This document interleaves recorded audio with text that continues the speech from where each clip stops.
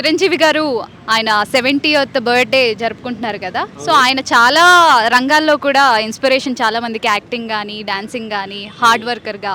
So మీరు ఒక్క మాటలో చెప్పాలంటే చిరంజీవి గారి గురించి ఏమంటారు? Allrounder, is allrounder.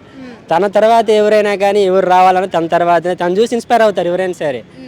తను ఒక వర్గానికి ఇన్స్పిరేషన్, మా లాంటి వాళ్ళకి కానీ ఇప్పుడున్న ప్రెసిడెంట్ పైకి రావాలంటే ఆయన తర్వాత ఆయన చూసే నేర్చుకోవాలని.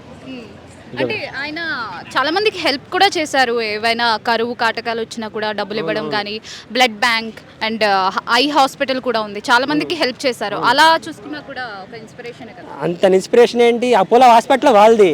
వాళ్ళ తర్వాత వాళ్ళు ఇప్పుడు ప్రెసిడెంట్ అందరూ చాలా మంది చూపించుకున్నారు అపోలో హాస్పిటల్, ఆయన వాళ్ళే కదా, వాళ్ళదే కదా. ఇంకా మొత్తం క్రెడిట్ అంత అయిందే కదా. అది మేడం. అంటే ఇప్పుడు ఉన్న యాక్టర్స్ నేర్చుకోవాలంటే చిరంజీవి గారిలో ఏం నేర్చుకోవాలి ఆయన దగ్గర నుండి? ఈజీ కష్టపడి వచ్చాడు అతను, కష్టపడి వచ్చాడు. ఒక తన డాన్సింగ్ ఏంటి, యాక్టింగ్ ఏంటి, దానికి ఎదురు పోటీ అయితే లేదు ఇంత బయటికి. నా సినిమా ఇండస్ట్రీ అయితే నేను చూడలేదు, ఇక రారు కూడా ఇంతకు ముందు ఎప్పుడు.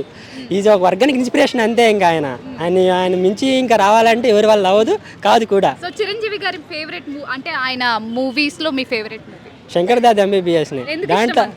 దాంట్లో జోక్ ఏంటి, స్టైల్ ఏంటి, మొత్తం హల్చల్ గిల్చల్ ఉండి అంత నేను అలా ఉండాలనుకుంటా, కానీ అలా ఉండలేను నేను.